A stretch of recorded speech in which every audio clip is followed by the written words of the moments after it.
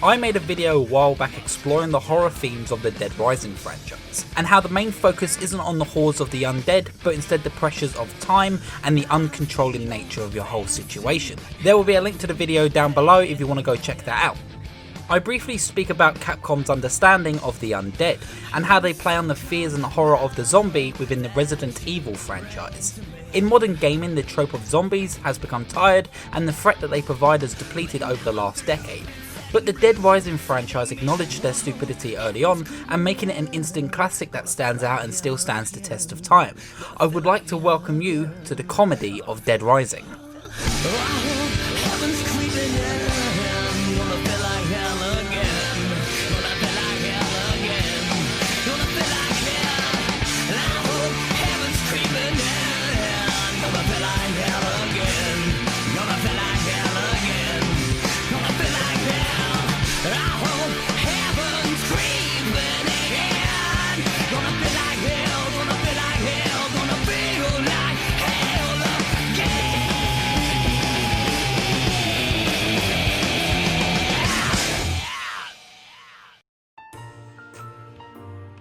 I funnily enough often hear that Dead Rising is a comedy game, and it is rarely seen actually as a horror franchise, but instead a light-hearted survival zombie horror game.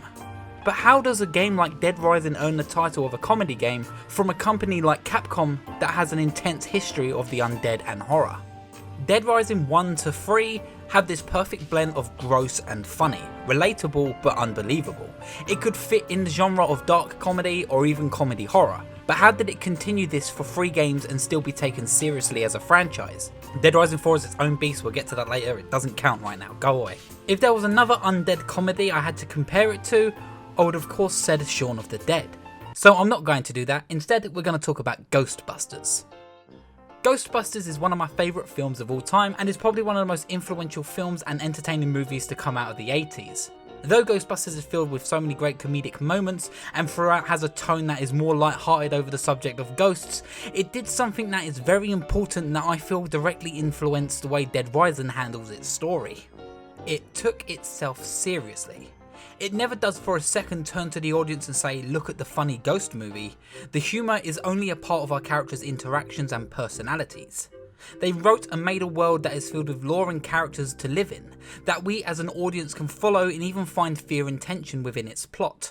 From the Stay Puft Marshmallow Man, the Librarian and of course Slimer, these are all challenges and tension building devices that the Ghostbusters must challenge, but not for a second do we ever get to point a finger at it and say, okay, it's meant to be funny and goofy, look at it.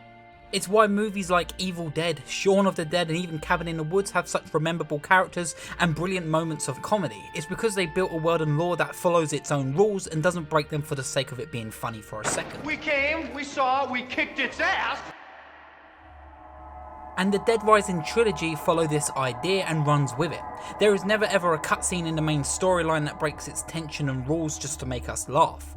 In Dead Rising 1 we see Frank wanting to uncover a terrorist plot. In Dead Rising 2 we have Chuck who is framed and wants to save his daughter and get her the medicine that she needs. And of course Dead Rising 3 the whole city is about to be destroyed so Nick needs to get out of there. But they brilliantly have a way that makes the player create their own sense of humour and even their own comedic moments just through the interactions in the world. And that's why the game's humour is so fondly remembered.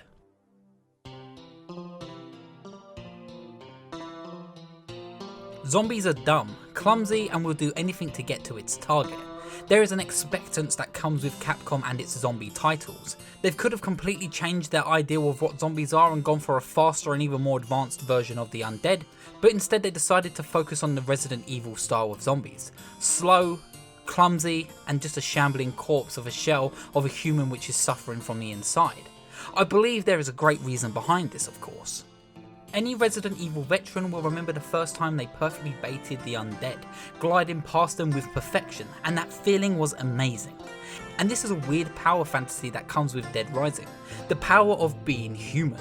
We are able to run faster, outsmart the zombies in any way we can. It's a great comedic tool that even in modern day Resident Evils we're still seeing. God damn it. Killing a zombie with a shotgun is satisfying and fun, but to beat a zombie to death with a bowling ball? Now there's a different type of playing field that comes to mind. Zombies immediately stop becoming threats to the player and very quickly become tools for the player to manipulate to create humour. We can throw, tear, spin and even push them like they're nothing more than an object to be used. Shaun of the Dead influenced Dead Rising in so many great ways, and Dead Rising very much wears its influence of Shaun of the Dead on its shoulder.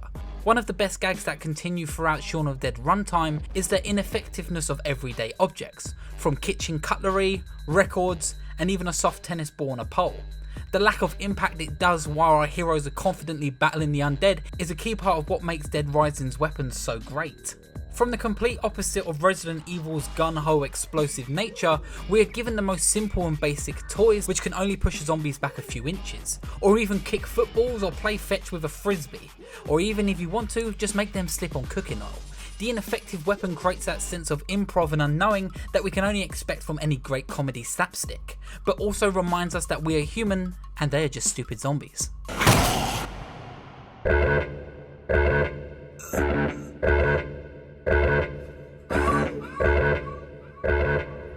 I hear a lot of people say that Dead Rising 3 took itself too seriously because of its change in art style, and this genuinely leaves me scratching my head wondering if we even played the same game.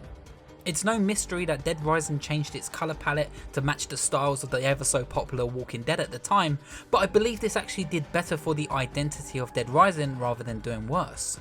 Personally for me, I was never a fan of Dead Rising's too overly bright and colourful zombies and environments. They got rid of that grit and sense of horror that the original had.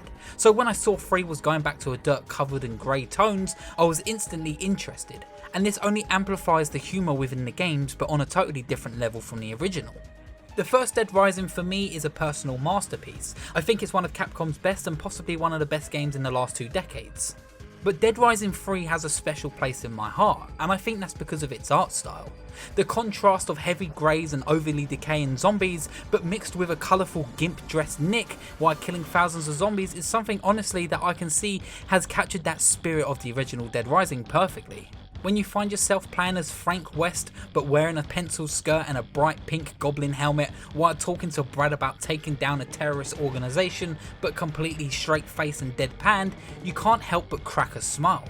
So when they applied this to the dark tones and style of Dead Rising 3, which matched a very popular TV series and a serious TV series at that, then you have a main character turning up in knight's armour and afro, that smile very quickly becomes a laugh.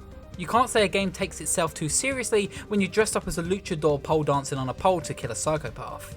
Making your zombies look as scary and even gruesome as possible in the realistic art styles of Dead Rising 1 and 3 only match its comedy. It almost turns it into a parody of what we expect to see from a zombie horror franchise. I enjoy the realistic tones because it's able to take us away for a moment while reminding us that this is all too real for these people, while we're still there just swinging golf balls at zombies' heads.